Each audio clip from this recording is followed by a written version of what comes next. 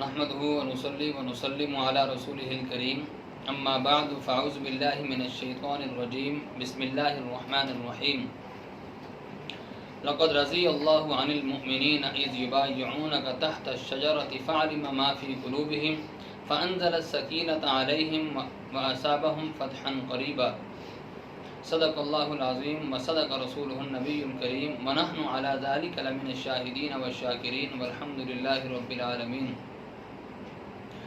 ذوالحج کے مہینے میں حضرت ابراہیم نے حضرت اسماعیل کو قربان کرنے کے لیے لٹا دیا۔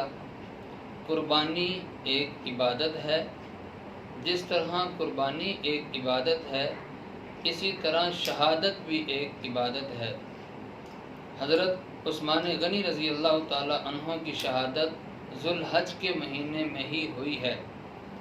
10 ذوالحج کو حضرت اسماعیل کو قربان کرنے کے لیے لٹایا۔ گویا یوں کہیے کہ 10 ذوالحج کو حضرت اسماعیل کی قربانی ہے اور 18 ذوالحج کو حضرت عثمان غنی رضی اللہ تعالی عنہ کی قربانی ہے۔ حضرت عثمان غنی رضی اللہ تعالی عنہ پیغمبر کے بڑے عظیم صحابی اور پیغمبر کے تیسرے جانشین، مسلمانوں کے تیسرے خلیفہ، بہت مقام اور مرتبے والے۔ اللہ رب العزت نے ان کو بے شمار فضائل اور مناقب سے ان کو نوازا ہے۔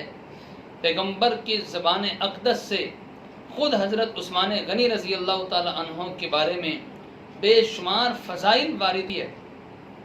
حضرت عثمان غنی وہ صحابی ہیں کہ جن کا شجرہ نسب 5ویں پشت میں جا کر نبی پاک صلی اللہ علیہ وسلم کے آباء و اجداد سے مل جاتا ہے۔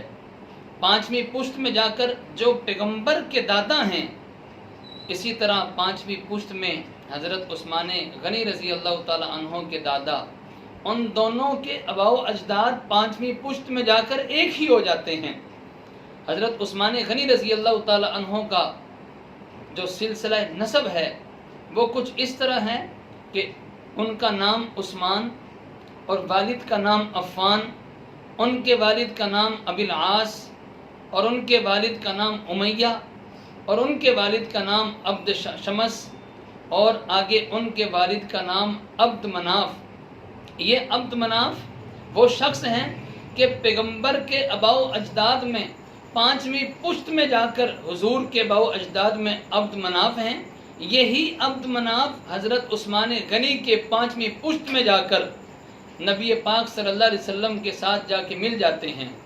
تو حضرت عثمان وہ صحابی ہیں کہ جن کی پیغمبر کے ساتھ جسمانی خون کی رشتہ داری بھی ہے۔ اور اسی طرح حضرت عثمان غنی رضی اللہ تعالی عنہ یہ وہ صحابی کہ جو بچپن سے ہی گناہوں سے بچنے والے، ان کے بارے میں تاریخ کی کتابوں میں لکھا ہے کہ جنہوں نے کبھی بچپن میں چوری نہیں کی، کبھی کسی کے ساتھ زیادتی نہیں کی، کبھی شراب نہیں پی، کبھی زنا نہیں کیا۔ حضرت عثمان غنی رضی اللہ تعالیٰ عنہ ان کا رنگ گندمی تھا، قد کچھ درمیانہ تھا، معتدل قد تھا، باروب وجاہت قسم کے آدمی تھے اور ان کی داڑھی مبارک گھنی تھی، سینے پر پھیلی ہوئی تھی۔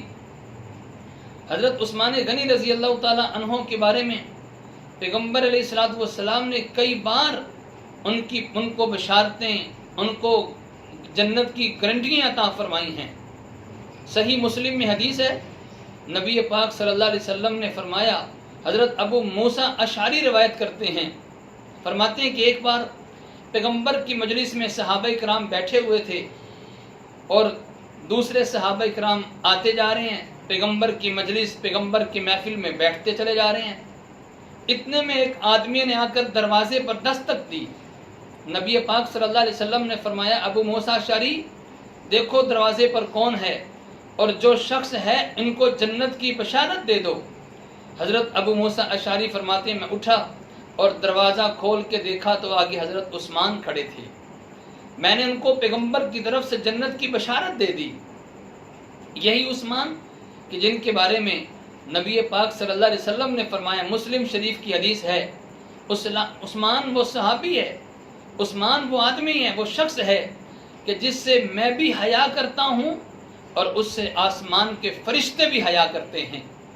یہی حضرت عثمان کے بارے میں نبی پاک صلی اللہ علیہ وسلم کی حدیث ابن ماجہ کی، حضور نے ارشاد فرمایا کہ لِكُلِّ نَبِيٍّ رَفِيقٌ وَرَفِيقِي فِي الْجَنَّةِ عثمان، ہر نبی کا ایک رفیق ہوتا ہے، ہر نبی کا ایک دوست ہوتا ہے، اور میرا دوست جنت میں عثمان ہے۔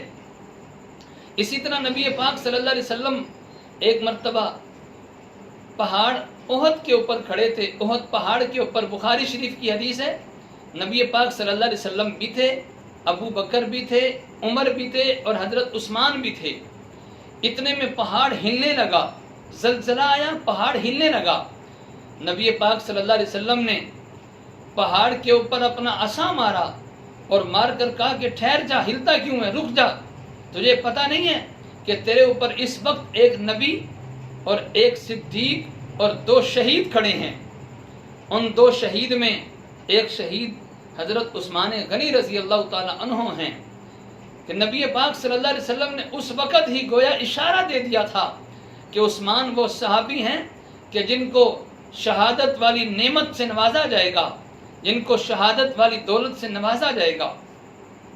حضرت عثمان رضی اللہ تعالی عنہ انتہائی عاجزی اور انکساری ان میں کوٹ کوٹ کے بھری ہوئی تھی، ہر وقت اللہ کے سامنے لرزاں و ترساں رہتے۔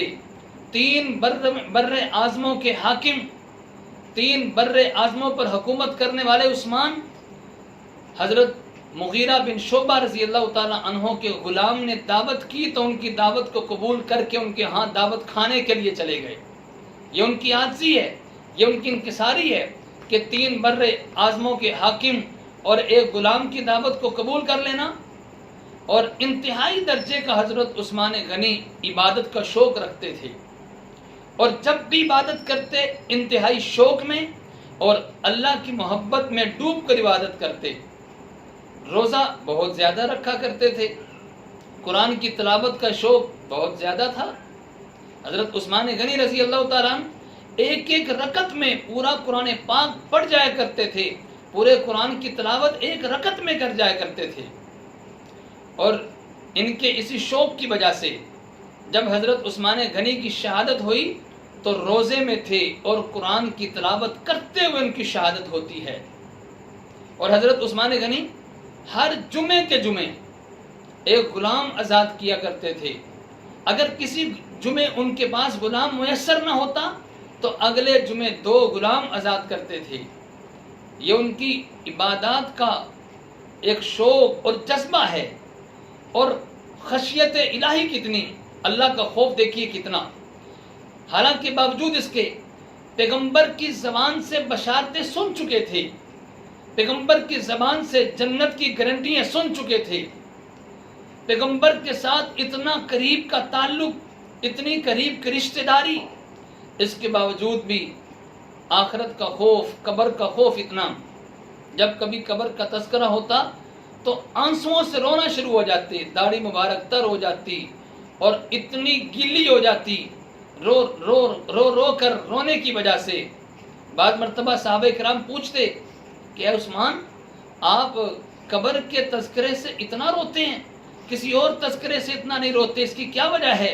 حضرت عثمان نے فرمایا کہ قبر یہ آخرت کے منزلوں میں سے پہلی منزل ہے، اگر یہ ٹھیک نکلی بقیہ منزلیں بھی ٹھیک نکلیں گی، اور اگر یہ خراب نکلی بقیہ منزلیں بھی خراب ہوں گی۔ اس لیے حضرت عثمان قبر کے تذکرے سے اتنا رویا کرتے تھے۔ حضرت عثمان غنی رضی اللہ تعالی عنہ خود اپنی شہادت سے قبل اپنا خواب بیان فرماتے ہیں۔ البدایہ والنہایہ میں واقعہ لکھا ہے، حضرت عبداللہ بن سلام رضی اللہ تعالی عنہ وہ فرماتے ہیں کہ مجھے خود عثمان نے بتلایا، شہادت سے قبل انہوں نے خواب دیکھا، نبی پاک صلی اللہ علیہ وسلم کی خام میں زیارت ہوئی، حضور نے پوچھا عثمان پیاسے ہو؟ حضرت عثمان نے فرمایا کہ ہاں میں پیاسا ہوں۔ یہ اس وقت کی بات ہے کہ جس وقت عثمان کا باغیوں نے پانی بند کر دیا تھا، 40 دن تک عثمان کا پانی بند رہا، کھانا پینا بند رہا، بس قرآن کی تلاوت سے ہی اپنی پیاس کو بجھایا کرتے تھے۔ خام میں پیغمبر کی زیارت ہوئی، نبی پاک صلی اللہ علیہ وسلم نے پوچھا عثمان پیاسے ہو؟ عثمان نے فرمایا جی اللہ کے نبی پیاسا ہوں۔ فرماتے ہیں کہ حضور نے ایک ڈول پیش کیا جس میں پانی تھا، میں نے پانی پیا اور اس پانی کی ٹھنڈک ابھی تک اپنے سینے میں محسوس کرتا ہوں۔ اور پھر نبی پاک صلی اللہ علیہ وسلم نے فرمایا عثمان اپنے دشمنوں پر فتح چاہتے ہو یا میرے ساتھ آ کر روزہ افطار کرنا چاہتے ہو؟ فرماتے ہیں کہ میں نے حضور کے ساتھ روزہ افطار کرنے کو اختیار کیا، میں نے حضور کے ساتھ روزہ افطار کرنے کو پسند کیا، اور اسی دن حضرت عثمان غنی کی شہادت ہوتی ہے۔ شہادت سے قبل جب ان کے گھر کے باہر باغیوں نے گھیرا کر رکھا تھا، گھر کے باہر ان کے گھر کو گھیرے میں لے رکھا تھا، کسی کو اندر جانے کی اجازت نہیں تھی، حتیٰ کہ پانی اور کھانا تک اندر لے جانے کی اجازت نہیں تھی۔ اس موقع پر حضرت علی رضی اللہ تعالی عنہ نے اپنے دو صاحبزادے حضرت حسن اور حضرت حسین رضی اللہ تعالی عنہما ان دونوں کی ڈیوٹی لگائی۔ یہ دونوں حضرات حسنین کریمین حضرت عثمان غنی رضی اللہ تعالی عنہ کے گھر کے باہر پہرا دے رہے ہیں۔ کیا عجیب منظر ہے، جنت کے شہزادے عثمان غنی کے گھر کے باہر پہرا دے رہے ہیں، اندر عثمان ہیں، باہر پیغمبر کے نواسے حسن و حسین ہیں۔ اور جب حضرت عثمان غنی کی شہادت ہوتی ہے، حضرت علی رضی اللہ تعالی عنہ اپنے دونوں صاحبزادوں کو ڈانٹ رہے ہیں کہ تم نے عثمان کا خیال نہیں کیا، تم پہرا دے رہے تھے، تمہارے ہوتے ہوئے عثمان کو شہید کیسے کر دیا گیا؟ تو 18 ذو الحج حضرت عثمان غنی رضی اللہ تعالی عنہ کی شہادت ہے۔ حضرت عثمان غنی رضی اللہ تعالی عنہ جس وقت شہید ہوئے، ان کی شہادت کی خبر پورے مدینہ میں پھیل گئی، لیکن باغیوں نے کھلے عام ان کا جنازہ پڑھنے نہیں دیا۔ چند باہمت لوگ آگے بڑھے، انہوں نے عثمان غنی رضی اللہ تعالی عنہ کا جنازہ پڑھایا، اور انہی خون آلود کپڑوں میں جنت البقیع میں آج بھی پیغمبر کے گنبد کے سائے میں عثمان غنی رضی اللہ تعالی عنہ کی قبر، وہاں پر ان کو دفن کیا گیا۔ اللہ سے دعا اللہ تعالی ہم سب کو حضرت عثمان غنی رضی اللہ تعالی عنہ کے نقش قدم پر چلنے کی توفیق عطا فرمائے۔